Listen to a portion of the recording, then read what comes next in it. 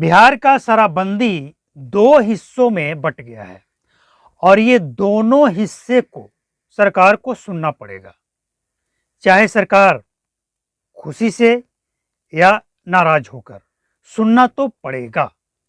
एक पक्ष है बिहार पुलिस का और दूसरा पक्ष है बिहार के जनता का।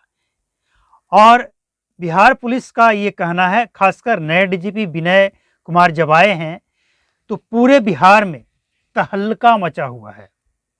पुलिस डिपार्टमेंट में और शराब माफिया में तहल्का, एकदम रातों की नींद उड़ी पड़ी है। लेकिन हैरानी की बात यह है कि इसके बावजूद बिहार जो है ना, जानते हैं बिहार में क्या है? बिहार में पढ़े लिखे लोग तो हैं, सबसे ज़्यादा आईपीएस आईएएस बिहार के लोग निकालते हैं, लेकिन बिहार में एक और बड़ी चीज़ है, वो है थेथरई। बहुत ज़्यादा थेथरई होता है यहाँ। अब ये थेथरई कौन कर रहा है? कुछ अधिकारी और कुछ शराब माफिया। ये लोगों को कुछ जनता की आवाज़ सुनाई नहीं दे रहा है कि जनता का क्या कमिटमेंट है, जनता का क्या कहना है, जनता की क्या सोच है। बिहार पुलिस क्लियर कर ले, पहले एक फैसला पहले कर ले कि शराब बंद करना है या शराब बेचना है। दोनों एक साथ नहीं चलेगा। अगर बंद करना है तो पूरी तरह से बैन कर दे, कोई पुलिस वाला इसमें इन्वॉल्व ना रहे। और अगर बेचना ही है तो ये पकड़कर गरीबों को अंदर करने का नौटंकी बंद करे, ये बर्दाश्त नहीं होगा। तो जनता का कहना ये है कि भैया 8 नहीं 8.5 वर्ष का नौटंकी देख लिए, अब देखना नहीं चाहते हैं, शराब चालू कर दो, और नहीं तो सख्ती से लागू करो शराबबंदी और बंद कर दो। या तो एक भी चम्मच नहीं, बोतल, एक भी बोतल शराब की कहीं नहीं बिके, या फिर जनता जो चाहती है, बिहार के मजदूर, मेहनत करने वाले जो अपनी थकान मिटाने के लिए झारखंड, उत्तर प्रदेश, नेपाल चले जाते हैं।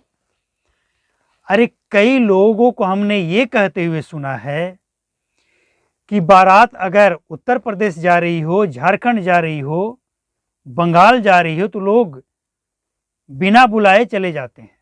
जानते हैं क्यों? एक टाइम तो जाकर पी लेंगे कम से कम। ऐसे लोग भी हैं बिहार में। अब ऐसे लोग अगर बिहार में हैं, अब ये शौक से पीने वाले हैं या मजदूर हैं या किसान हैं, मेहनती हैं या क्या हैं, ये तो वही जाने। लेकिन ऐसे लोगों का जो स्टैंड है वो साफ है कि नौटंकी खत्म हो। ये जो शराबबंदी का नौटंकी है ना, ये खत्म होनी चाहिए। या तो बिके या बंद हो जाए, आर या पार, साफ शब्दों में। अब पुलिस का स्टैंड क्या है? शराबबंदी लागू रखेंगे, शराब बिकना भी चाहिए, और शराब पीने वाले को पकड़कर जेल में भी बंद करेंगे। ये पुलिस का स्टैंड है। लेकिन विनय कुमार जब से, हालांकि जल्द ही आए हैं, कुछ घंटे कुछ दिन हुए हैं, इनके आने के बाद कुछ तो बदलाव दिख रहा है। लेकिन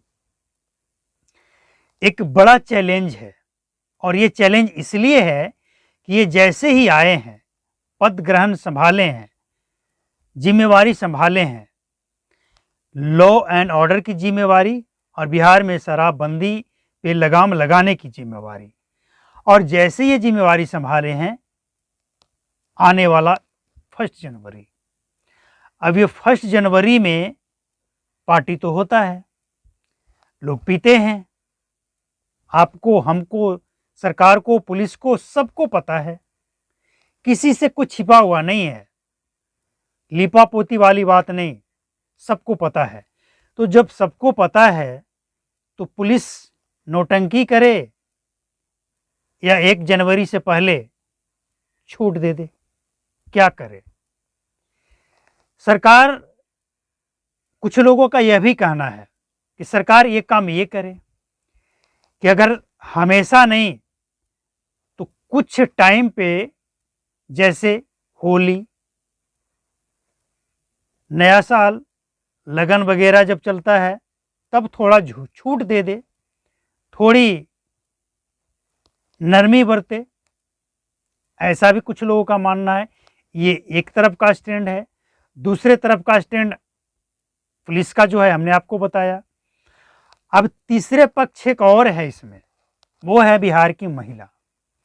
अब बिहार की महिला भी दो भागों में बटी हुई है। एक वो है जो शराब बेचती पाई गई है। अब जो शराब बेच रही है वो क्या चाहेगी, बिहार में शराब बंद रहे। और एक वो है जो सब कुछ देख रही है, कैसे बिहार में शराब बिकता है, कौन बेचता है, कौन पीता है, और इसके बाद भी वो चाहती है कि बिहार में शराब बंद रहे। तो ये बात जो सोचने वाली हैं, ये वही लोग हैं जिसको समाज से और जमीनी हकीकत से कोई लेना देना नहीं है। इनका स्टैंड न इस तरफ है न उस तरफ है, कहीं नहीं है, ये बीच में हिचकोले खा रही है। कुछ ऐसे लोग भी हैं, मतलब ये अगर आप समझिए ना कि शराबबंदी बिहार के लिए एक मजाक बन गया है। कुछ टाइम पे, कुछ दिन पे इसकी मोहलत दी जाए, या हमेशा के लिए दी जाए, या फिर बंद ही कर दिया जाए, हमें लेना देना नहीं है। हम बात वो कर रहे हैं जो आज बिहार में जमीनी हकीकत है।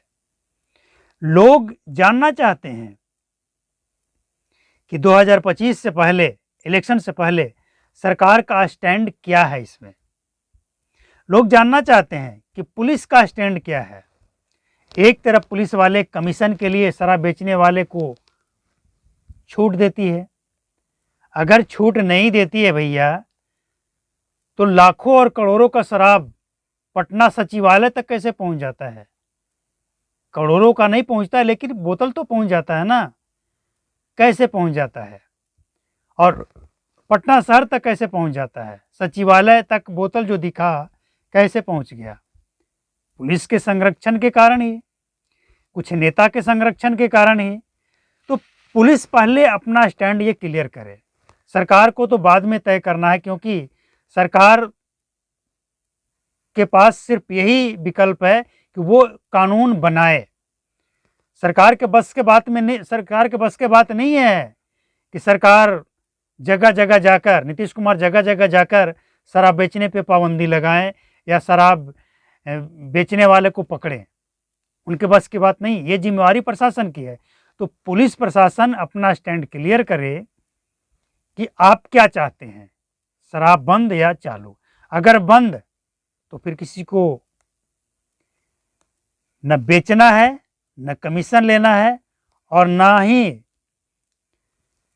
किसी को संरक्षण देना है।